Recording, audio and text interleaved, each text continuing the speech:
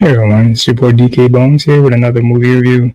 This time it is Apollo 13, which holds a really deep um, part of my life. I'll get into that after I go over the movie review.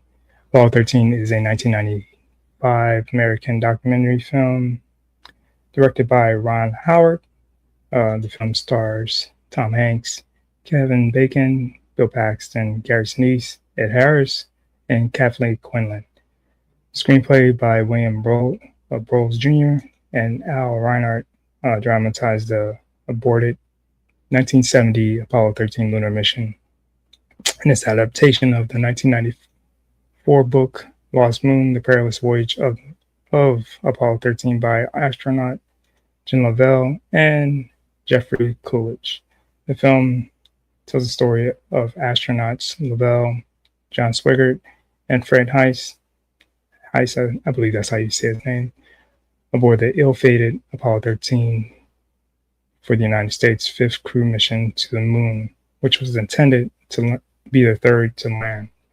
En route on board, explosions deprived their spacecraft of much of its oxygen supply and electrical power, which forced NASA's flight controllers to abandon the moon landing, improvising scientific and mechanical solutions to get the three astronauts to Earth safely. Howard went to great lengths to create a technical, accurate movie employing NASA's assistance and an astronaut and flight control training for his cast, and obtaining permission to film scenes aboard a reduced gravity aircraft for realistic deception of weightlessness experienced by astronauts in space. Released in theaters by Universal Pictures in the United States on June 30th in 1995. Apollo 13 received critical acclaim and was nominated for 9 Academy Awards, including Best Picture, winning for Best Filming Editing and Best Sound. The film also won the Screenwriters Guild Award for Outstanding Performance by a Cast in a Motion Picture, as well as 2 British Academy Film Awards. In total, the film grossed over $355 million worldwide during its theatrical release, and becoming the third highest grossing film of 1995. Also, in pre-production, and this was news to me, the film movie rights to Jim Lovell's book Lost Moon was being shopped to potential buyers before it was written. He stated his first reaction was Kevin Costner would be a good choice to play him, but by the time that Ron Howard acquired the director's position, Tom Hanks had expressed interest in doing the film on Apollo 13. When Hanks' representative informed him the script was being passed around, he had it sent to him, and Costner's name never came up as a serious discussion. Hanks was ultimately cast as Lovell, as you know, because of his knowledge of Apollo 13 and space history. Because of his interest in aviation, John Travolta asked Howard for the role of Lovell, but was politely turned down. Also, John Cusack was offered the role as Frank Heise, but it was turned down and given to Bill Paxton.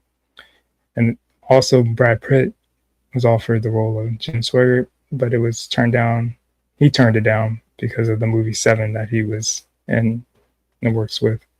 So the role was given to Kevin Bacon, and then Gary Sinise read for a lot of characters, and he chose Ken Maitland. The reason this movie holds dear to me is me and my late father did a lot of, we were a lot into sci-fi, space, and things like that.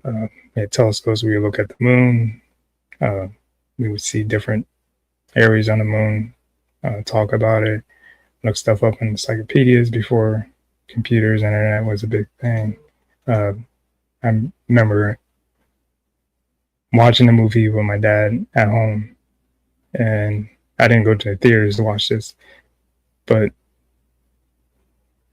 asking him, because he was born, asking him, do these guys make it back? And he's like, well, you gotta wait or you gotta go look it up.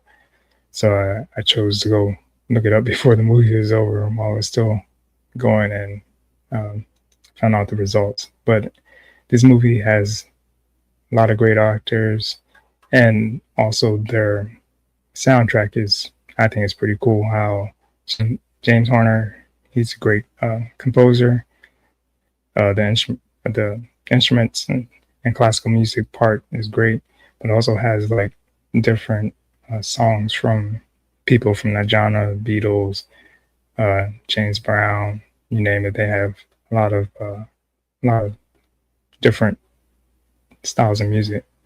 So I think that and the movie itself is great, but to have a great composer and good music, it makes it even a lot better. I give this movie 10 out of 10. People may disagree with me. A lot of people don't believe in the moon landings or them going past the moon until this past year, but that's your belief. But anyways, if you like what you heard, hit that like button, share, comment, let me know how I'm doing, and make sure, most of all, sub up so I can get my numbers up. And I will see you guys next time. Stay blessed.